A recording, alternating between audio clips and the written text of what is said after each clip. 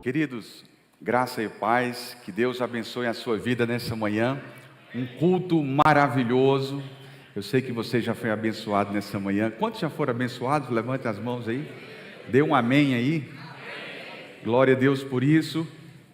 Hoje de manhã eu tenho o privilégio de falar sobre as promessas de Deus para as nossas vidas. Acabamos de ouvir vários cânticos aqui que falam das promessas de Deus até no deserto. Então veja como Deus é maravilhoso, as promessas dele funcionam em todas as situações das nossas vidas, até mesmo quando a gente atravessa o vale da sombra da morte, né? Então isso é muito bom, e graças a Deus pela sua graça, que o apóstolo Pedro diz que a multiforme graça de Deus, ou seja, a graça de Deus se manifesta de tantas maneiras diferentes, que sempre alcança a necessidade da nossa vida. Para alguns em forma de cura, para outros em forma de encorajamento, para outros em forma de bênçãos, e Deus está sempre suprindo as nossas necessidades. Hoje eu gostaria de ler com os irmãos o Salmo 77. É um salmo escrito por Asaf, tá? Bem conhecido. Se puder colocar a versão aqui, Almeida Revista Atualizada, que é a ARA, eu agradeço, tá? É a versão que eu tenho aqui, fica mais fácil para que os irmãos possam acompanhar. Salmo 77, eu vou fazer a leitura rápida aqui até o versículo 14. E em seguida nós iremos orar para iniciar a meditação. Acharam? Já está projetado aqui, né? Ótimo. Diz assim: eleva a Deus a minha voz e clamo. Eleva a Deus a minha voz para que me atenda. No dia da minha angústia procuro o Senhor. Erguem-se as mãos, minhas mãos durante a noite, e não se cansam. A minha alma recusa consolar-se. Lembro-me de Deus e passo a gemer. Medito e me desfalece o espírito. Não me deixes pregar os olhos, tão perturbado estou que nem posso falar. Penso nos dias de outrora, trago à lembrança os anos de passados tempos. De noite indago o meu espírito perscruta. Rejeita o Senhor para sempre? Acaso não torna a ser propício? Cessou perpetuamente a sua graça? Caducou a sua promessa para as gerações? Esqueceu-se Deus de ser benigno? Ou na sua ira terá ele reprimido as suas misericórdias? Então disse eu: isto é a minha aflição. Mudou-se a destra do Altíssimo.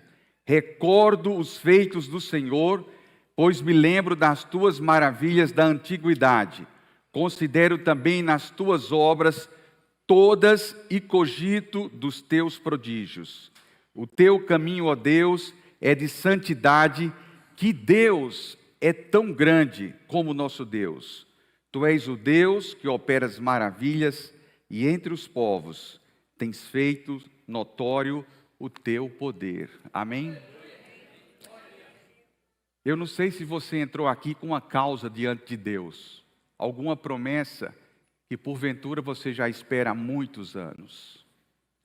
Talvez você tenha uma promessa que você está esperando. E é sobre isso que nós vamos falar nessa manhã.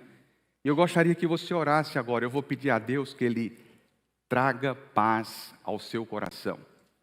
Senhor, é muito bom te servir, Senhor. É um privilégio caminhar e descansar na sombra do Onipotente. Somos privilegiados, ó Deus, porque a tua mão nos cerca por trás e por diante. E sobre nós está a tua graça, a tua misericórdia e o teu amor.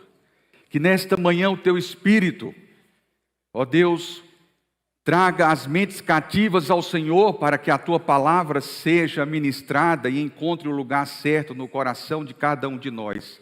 Principalmente aqueles que estão passando por um vale, por uma decepção, por uma noite escura, ou por um período de sequidão, Senhor. Que a tua mão maravilhosa se manifeste neste lugar e nos abençoe para a glória do teu nome, Senhor. Nós te adoramos, nós te louvamos, em nome do Senhor Jesus Cristo. Amém. Amém. Você já deve ter lido em algum lugar quantas promessas nós encontramos na Bíblia Sagrada.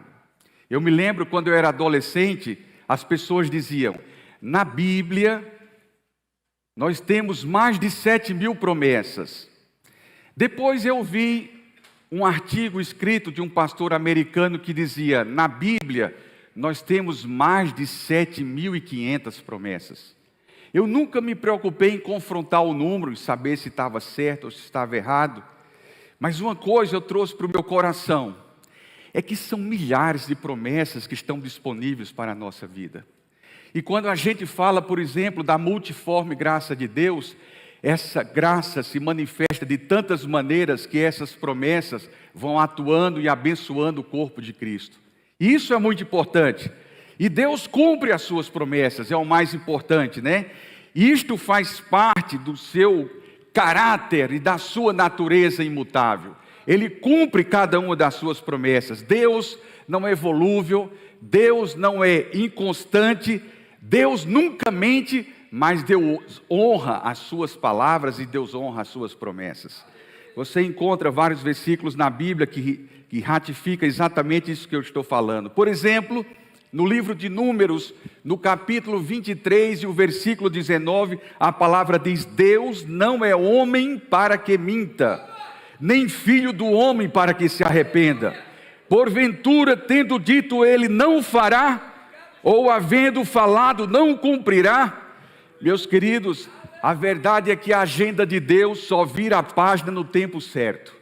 Às vezes a gente espera e quer colocar o nosso tempo na frente do tempo de Deus.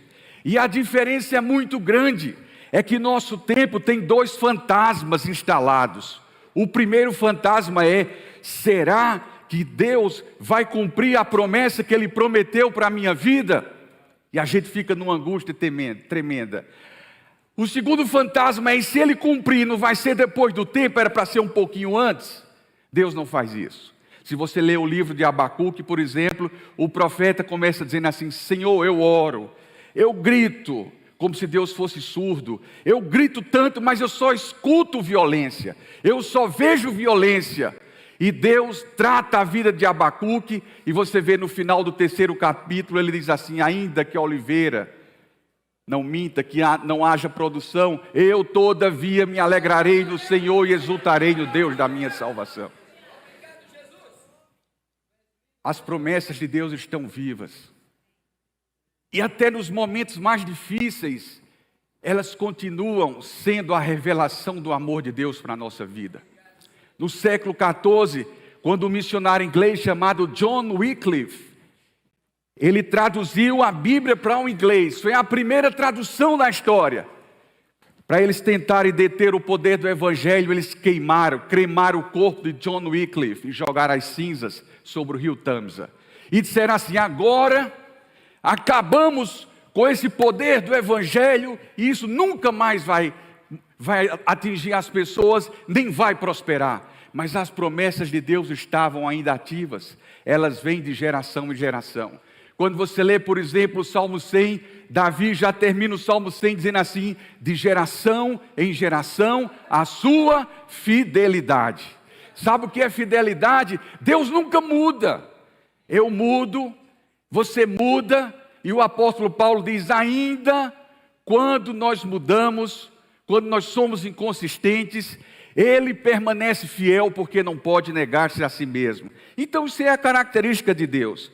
E quando você lê o Salmo 138, diz assim, tu engrandeceste a tua palavra e o teu nome acima de todas as coisas. Eu me lembro do meu pai pregando e ele dizia assim, antes a gente comprava, a pessoa dizia, qual o nome da sua família? Ah, você é da família Oliveira, você é da família Martins, você é da família Silva, então é uma família de honra, então nós vendemos a você, não precisa fazer crediário. E ainda mais, a pessoa que comprava dava a palavra e vai pagar. Olha só, então olha, era o nome e a palavra, como isso era importante. O salmista disse, tu engrandeceste o teu nome e a tua palavra acima de todas as coisas. É a prioridade de Deus, é cumprir as suas promessas na sua vida.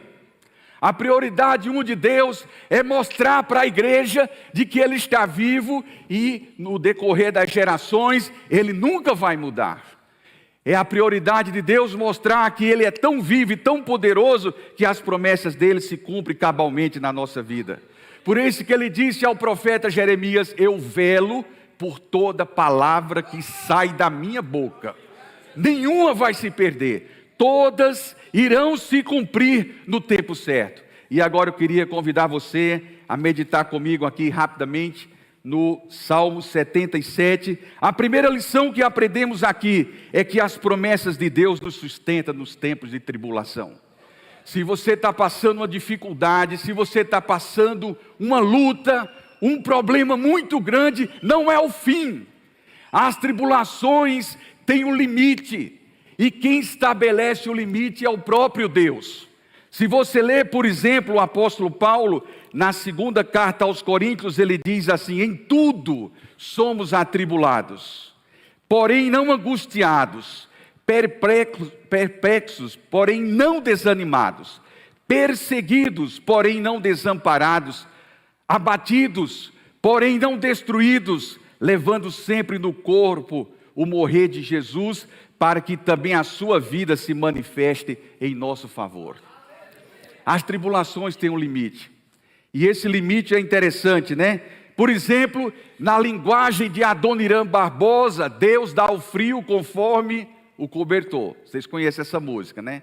Mas tem uma linguagem bíblica que está em 1 Coríntios, capítulo 10, versículo 13, que diz assim: não vos sobreveio tentação que não fosse humana, mas Deus é fiel, que não vos deixará ser tentados acima das vossas forças, antes com a tentação Ele proverá um escape para que a possais suportar. Até na hora da tribulação Ele está com você, para garantir o limite. Então, escute nessa manhã, a promessa de Deus está dizendo para você que há um limite, e que você vai conseguir, e que você vai vencer. Então se levante nessa manhã, levante a sua cabeça, firme-se sobre o Senhor e sobre as suas promessas, porque essas promessas vão se cumprir nas nossas vidas. Agora tem uma coisa interessante sobre as promessas de Deus. Sabe o que é? A primeira, que existem promessas, uma diferença entre pessoal e universal. A promessa pessoal, ela é muito específica. Deus falou para uma pessoa, Deus falou para um povo muito específico, num determinado tempo. Por exemplo, quem lembra da história de Josué rodeando os muros de Jericó? Levante a mão aqui. Vocês lembram, né? Aquela promessa foi lá para Josué. Ele mandou juntar o povo, anda 6 dias, no 7º dia, pega 7 anciãos, cada um com a trombeta, vocês vão rodear 7 vezes e a muralha vai cair. Uma promessa específica para aquele povo. Se você ler, por exemplo, em 2 Crônicas, no capítulo 20, você encontra a história de Josafá. Josafá estava perplexo porque estava sendo invadido por 3 povos: os moabitas, os amonitas e os habitantes do monte Seir. E Josafá não sabia o que fazer, mas a Bíblia diz: Josafá apregoou o jejum, se aproximou do Senhor, e Deus falou a Josafá: Josafá, a promessa é o seguinte: nesse dia da batalha, vocês não vão nem pelejar, eu vou com vocês. Vocês vão colocar os levitas na frente e vão louvar, e eu vou destruir os exércitos inimigos, e vocês vão ver que a mão do Senhor está sobre você. Esta é também uma promessa específica. Mas há também na Bíblia muitas promessas que são universais, que ela serve lá naquele tempo e também nos abençoa nos dias de hoje. Por exemplo, quando você lê o Salmo 103 de Davi, ele diz assim: quantos céus se alteiam acima da terra, assim é grande a sua misericórdia para com os que o temem. Quanto dista o oriente do ocidente, assim ele afasta de nós as nossas transgressões. Como um pai se compadece de um filho, assim o Senhor se compadece de todos aqueles que o temem. Essa promessa é para você também. Essa promessa é para mim. E o que dizer das misericórdias de Deus, meu irmão? A Bíblia diz, quando você lê a Bíblia, no livro de Jeremias, em Lamentações de Jeremias, especificamente diz que as misericórdias do Senhor são a causa de não sermos consumidos, e elas nos abençoam e se renovam sobre a nossa vida todas as manhãs. Então, tem outra promessa universal. Deus diz assim: não temas, porque eu sou contigo, não te assombres, porque eu sou o teu Deus, eu te fortaleço e te sustento com a destra da minha justiça. Essa é uma promessa de Deus para a sua vida. Jesus também disse em Mateus capítulo 7, pedi e dar-se-vos-á, buscai e achareis, batei e abrir-se-vos-á, pois todo o que pede recebe, o que busca encontra, e a quem bate abrir-se-lhe-á. Isso é uma promessa universal também para a sua vida. Então nós precisamos entender as promessas.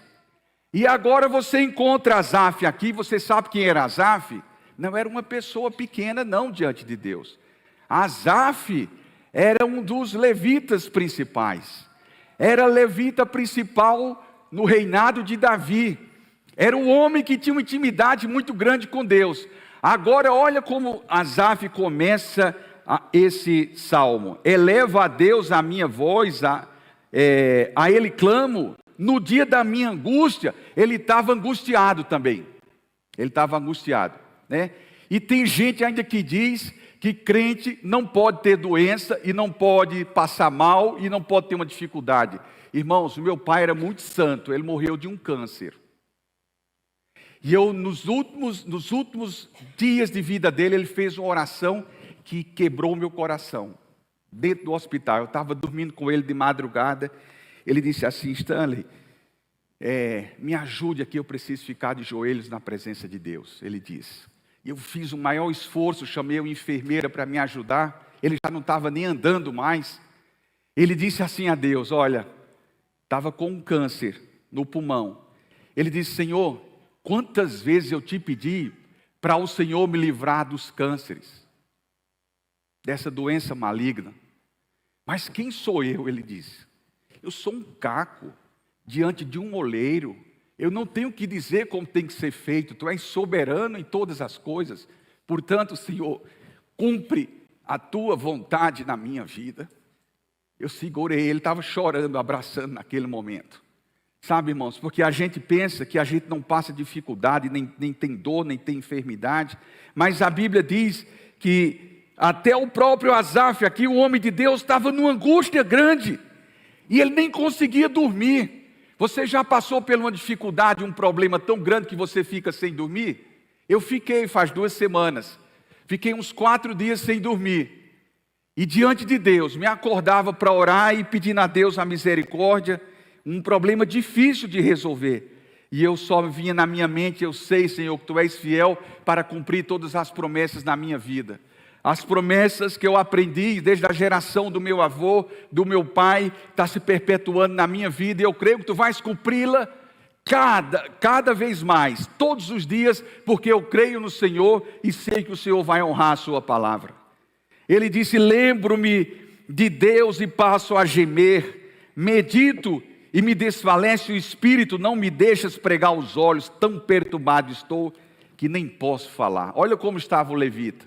Olha como estava Asaf, um homem de Deus, passando por uma dificuldade desse tamanho. E você pensa que foi só Asaf? Não. Tem mais outros homens grandes de Deus? Também tem outros. Por exemplo, Davi, no Salmo 10, ele diz: por que permaneces afastado de mim, Senhor? No Salmo 10 ainda ele diz: por que te escondes de mim, Senhor? No Salmo 22, por que me abandonaste? Porque tem horas que a gente está numa tribulação tão grande que a gente acha que Deus se esqueceu de nós. Uma vez eu visitei um jovem que foi meu líder lá na Paraíba. Ele estava com uma depressão profunda.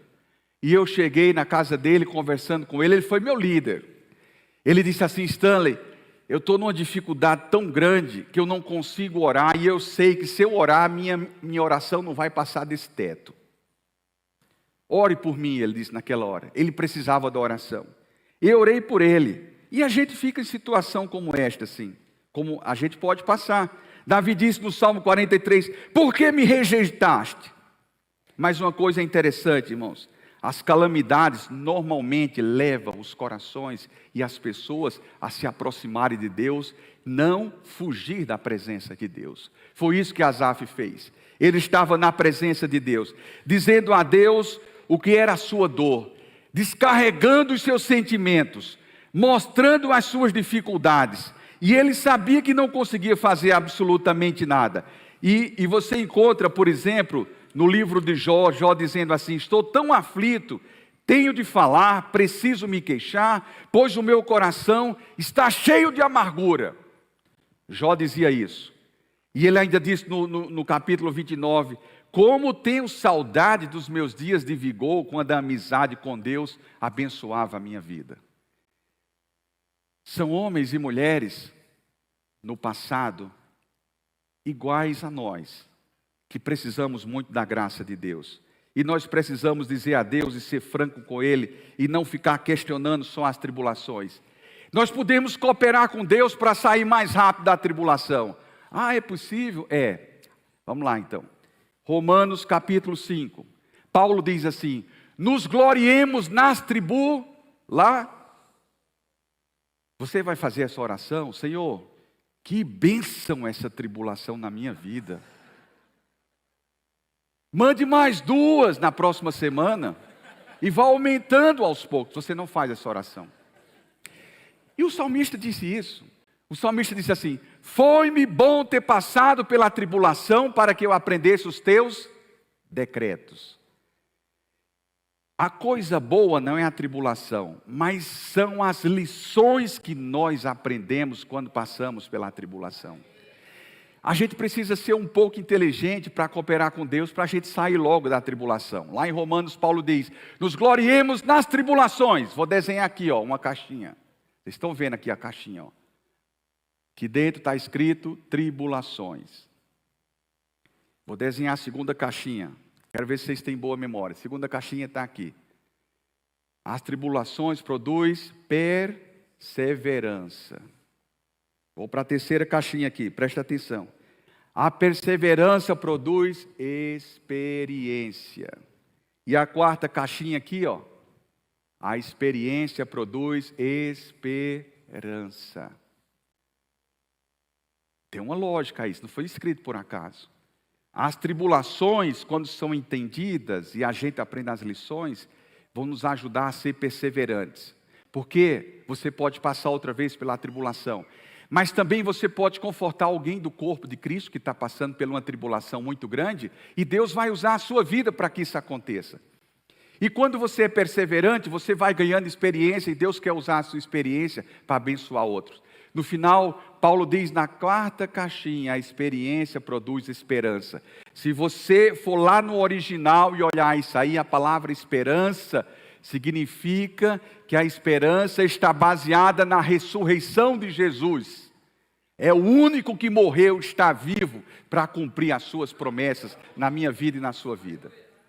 Que coisa sensacional, que coisa interessante, que coisa maravilhosa. Então, Asaf estava assim. Aí agora, a gente aprende a segunda lição. A primeira é que as promessas de Deus nos acompanham nas tribulações. Então você não entra só na tribulação. Você vai entrar e a tribulação está acompanhando você. Segunda lição, do versículo 6 ao 9. Confie que Deus cumprirá as suas promessas. E agora, nós precisamos entender aqui a diferença entre uma promessa condicional e incondicional. Tá certo? Uma condicional, ela se cumpra quando eu faço a minha parte, quando você faz a sua parte. Por exemplo, se confessarmos os nossos pecados, Ele é fiel e justo para nos perdoar os pecados e nos purificar de toda injustiça. Mas tem que ter um condicional aí. Se confessarmos. Às vezes a gente está na tribulação e Deus quer abençoar, mas a pessoa não sabe perdoar. Você, jovem, como foi que você tratou os seus pais essa semana?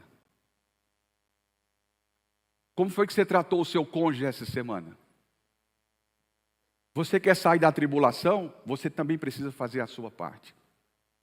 Existem promessas na palavra, no meio dessas 7.500 que eu mencionei o número aqui, que são condicionais. Deus também falou em 2 Crônicas 7,14, se o meu povo, que se chama pelo meu nome, se humilhar e orar e me buscar e se converter dos seus maus caminhos, então eu ouvirei dos céus, perdoarei os seus pecados e sararei a sua terra. É uma promessa condicional. Asaf estava tentando agora entender as coisas, e Deus fez Asaf perceber que existem promessas que são condicionais e que eu preciso estar atento a isso para que eu saia da tribulação mais rápido. Porque Deus quer que você faça a sua parte. A dele ele garante que ele vai cumprir as suas promessas. No versículo 6 ele diz assim, de noite indaga o meu espírito, no meu íntimo, o meu espírito perscruta. Ele diz assim no versículo 7, rejeita o Senhor para sempre? Acaso não torna a ser propício? Tem uma tradução que diz assim, caducou. Talvez você tenha essa tradução. Cessou perpetuamente a sua graça, caducou a sua promessa para as gerações. O homem que andava com Deus agora está achando que Deus caducou. Lá no Nordeste essa palavra diz assim, a pessoa está ficando velha, já está caducando, diz assim. Olha que coisa interessante. Deus é tão bom nesse assunto, que só tem uma coisa na Bíblia que ele consegue esquecer. Quando ele perdoa você, ele joga o pecado lá nas profundezas do mar. Isso aí ele esquece para sempre. Está lá no livro de Miqueias, Senhor, tornarás a ter compaixão de nós, pisarás os nossos pecados e jogarás as nossas iniquidades nas profundezas do mar. Que coisa interessante.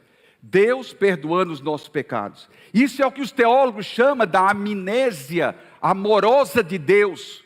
Ele esquece para valer. É diferente daquele que você perdoa uma pessoa, a pessoa te encontra e fica voltando, né? Lembra naquele dia? Lembra lá atrás? E você não sabe mais o que fazer, mas nós não já resolvemos esse problema? Então essa é a diferença. Deus joga bem longe nas profundezas do mar e Ele consegue nos abençoar. Então tem promessas que é condicional, tá? E é interessante que quando Deus, por exemplo, chamou Elias para falar com Acabe, Acabe era o rei, a autoridade máxima.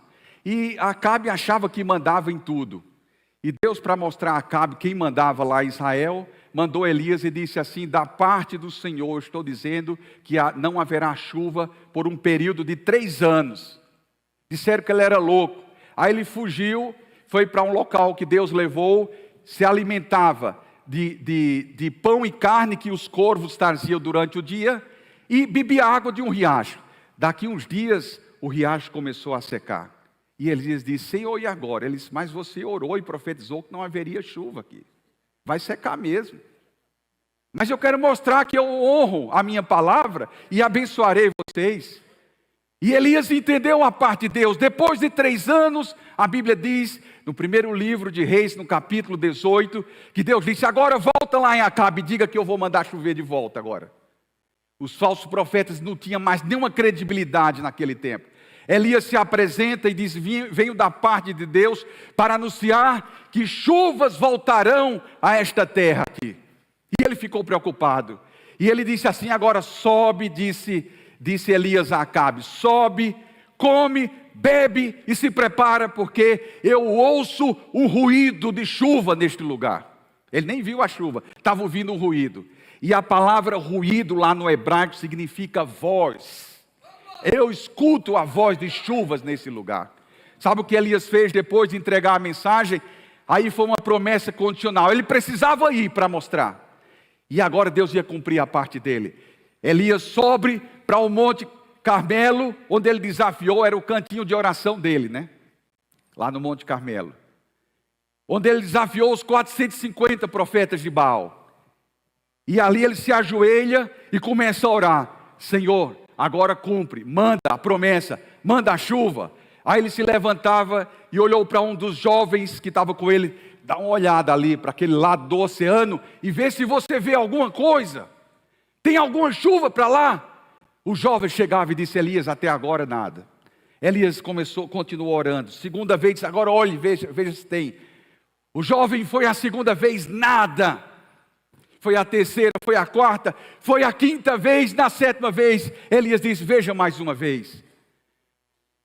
E quando o jovem chegou, ele disse: eu vejo uma nuvem do tamanho da mão de um homem. Aí Elias disse: eu só preciso disso. Era a confirmação que eu precisava receber.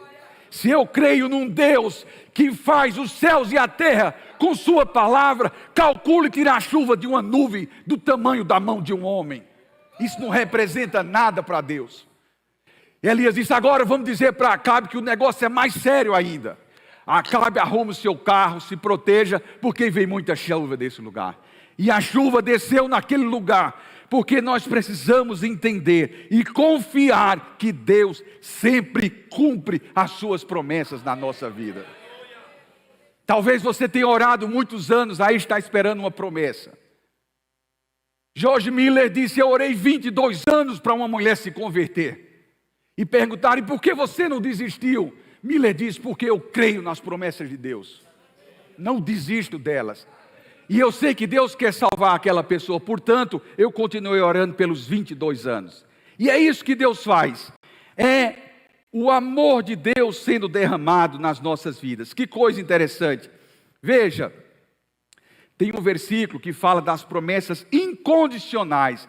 Irmãos, Deus é tão bom que às vezes você não precisa fazer nada. Ele vai abençoando você. Estou abençoando aqui, vou abençoando, vai abençoando. A graça de Deus está sobre as nossas vidas. Por exemplo, Paulo disse assim: e o meu Deus, segundo as suas riquezas, há de suprir em Cristo Jesus cada uma das vossas necessidades.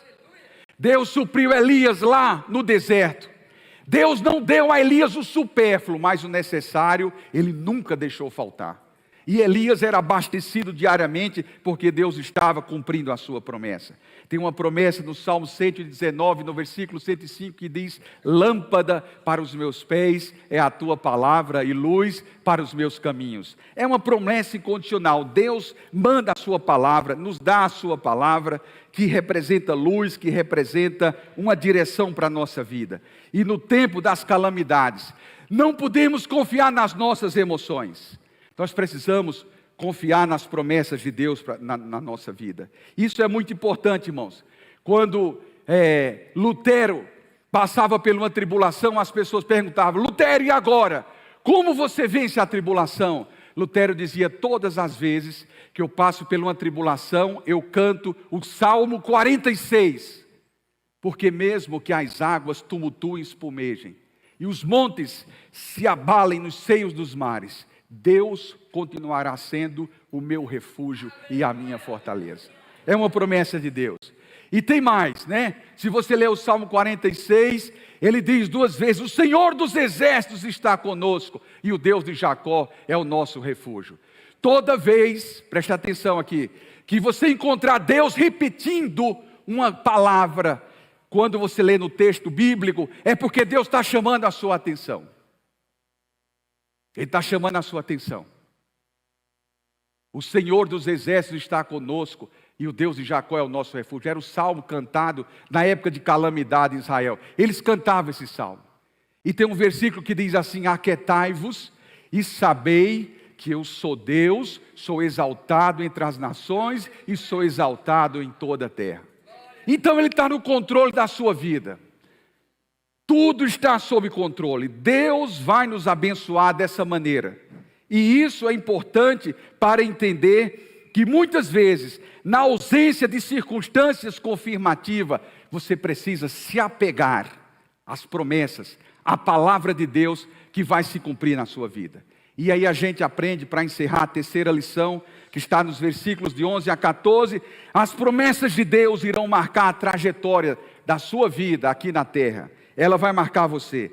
Lembre-se do que Deus já fez por você. Você viu que Asaf aqui estava dizendo: será que ele caducou? Interessante, né? Cessou perpetuamente a sua graça? Será que Deus cessa a graça, irmãos? Eu me lembro que na década de 90, eu li um artigo de um pastor americano chamado Robert Foster. Ele escreveu esse artigo, foi traduzido na revista Mensagem da Cruz, que era uma revista lá de venda nova em Minas Gerais, né? Da editora Vida. E ele foi falar sobre a graça. Ele falou assim, mas a gente define graça como favor imerecido. Eu vou falar sobre a graça de outra maneira hoje. Vou falar da graça olhando o amor e a misericórdia de Deus. E ele começou dizendo assim, a graça é tão especial na nossa vida, que ela é maior do que a misericórdia de Deus para nós. Mas a graça é tão importante e tão grande como o amor, que ela transforma muito as nossas vidas. No final ele conclui a definição de graça assim, dizendo o seguinte: graça é misericórdia e amor juntos, nos trazendo perdão pelos nossos pecados, ao invés de punição por aquilo que nós fazemos. Deus não tem prazer em estar punindo as pessoas, não. Deus tem prazer em abençoar a sua vida. As promessas de Deus vão marcar a sua trajetória. Pastor Marcelo leu aqui no texto já, no culto: bendize, ó minha alma, ao Senhor, e tudo que há em mim, bendiga o seu santo nome. Bendize, ó minha alma, ao Senhor, e não te esqueças de nenhum só dos seus benefícios. Sabe por quê, irmãos?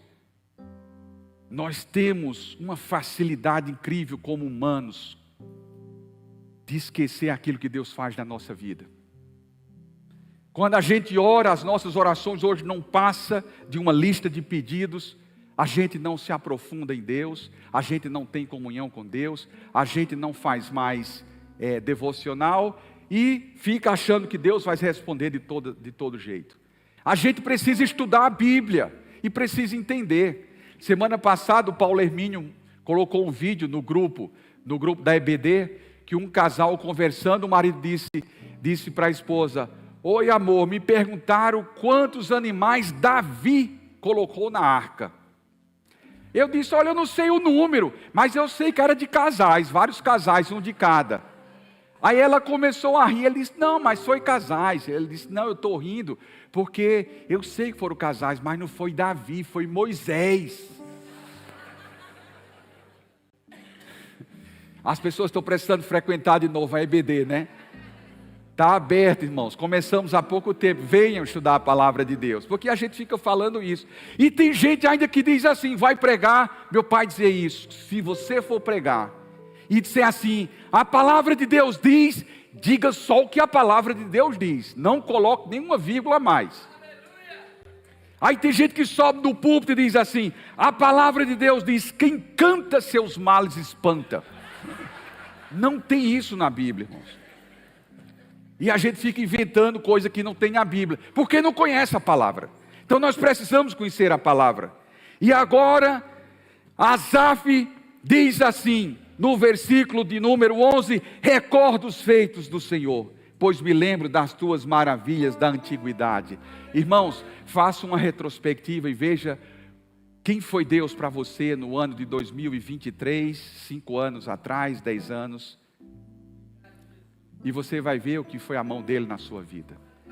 Billy Graham um dia disse assim numa das pregações, quando você olhar para trás, não olhe o seu pecado, não olhe a sua culpa, olhe a misericórdia de Deus passando todos os dias e sustentando a sua vida. Isso é o que nós temos que olhar.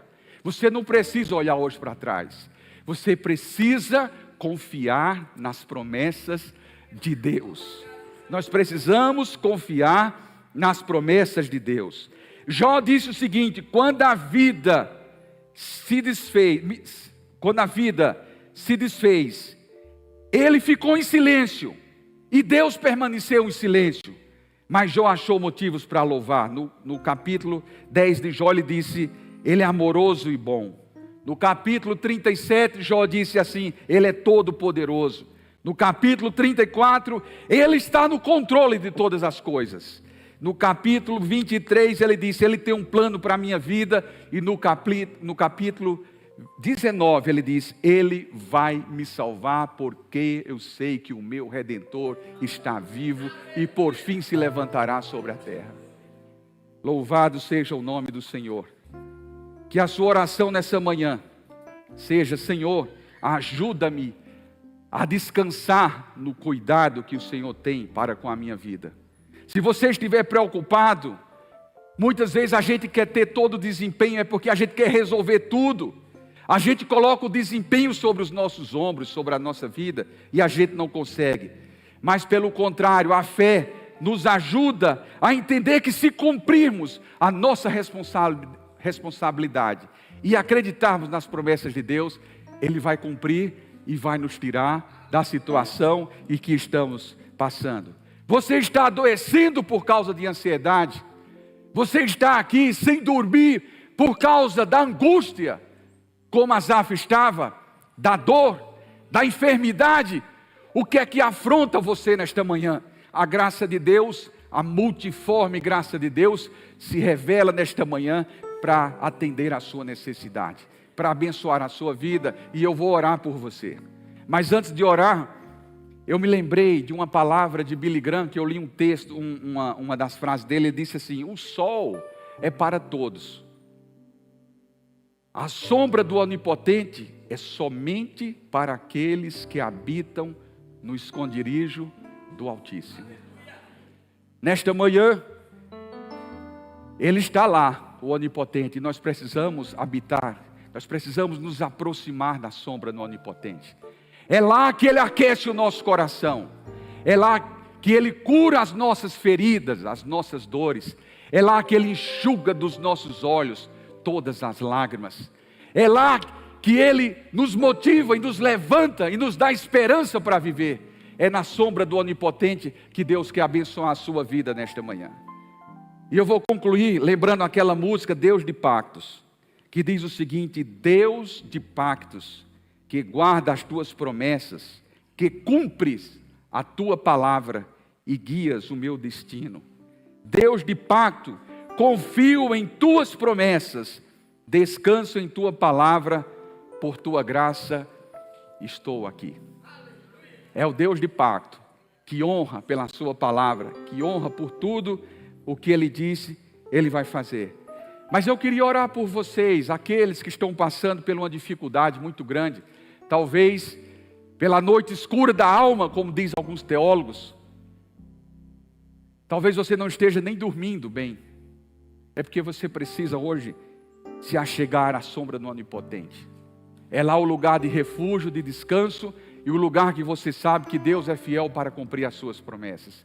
É lá na sombra do Onipotente que Ele quer lhe encorajar, que Ele quer lhe levantar, quer levantar você e dizer: você vai andar, porque eu estou contigo, a minha vara e o meu cajado te consola. E como Ele disse ao profeta Isaías: tudo isso está acontecendo, eu honro a minha palavra, e ela não voltará para mim vazia, mas prosperará para tudo que eu designei.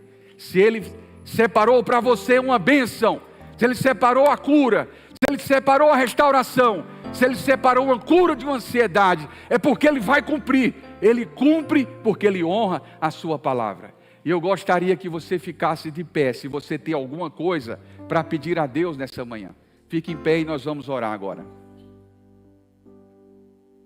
Se você tem algum caso ou alguma causa diante de Deus e você gostaria de receber a bênção de Deus nessa manhã, nós vamos orar por você, para que Deus abençoe a sua vida. Louvado seja o nome do Senhor. Glória a Deus. Vamos orar? Você acredita nessa palavra? Amém.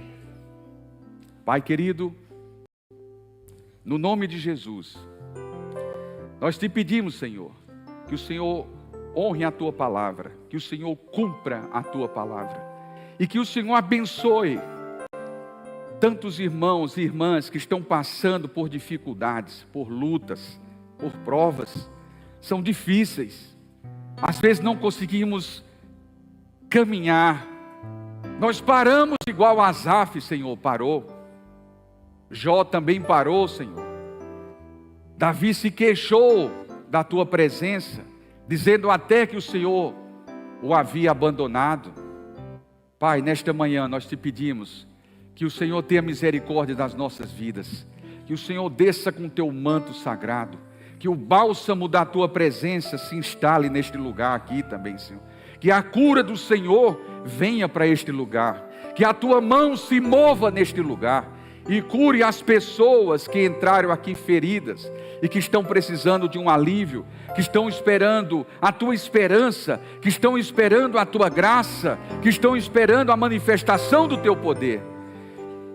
Que o Senhor faça isso para a glória do teu nome, que o Senhor cure, que o Senhor transforme, que o Senhor edifique e que o Senhor enxugue as lágrimas dos olhos dos teus filhos e que eles saiam daqui revigorados, fortes na tua presença. Nós te agradecemos, ó Deus, por este momento e nós te adoramos em nome de Jesus. Amém.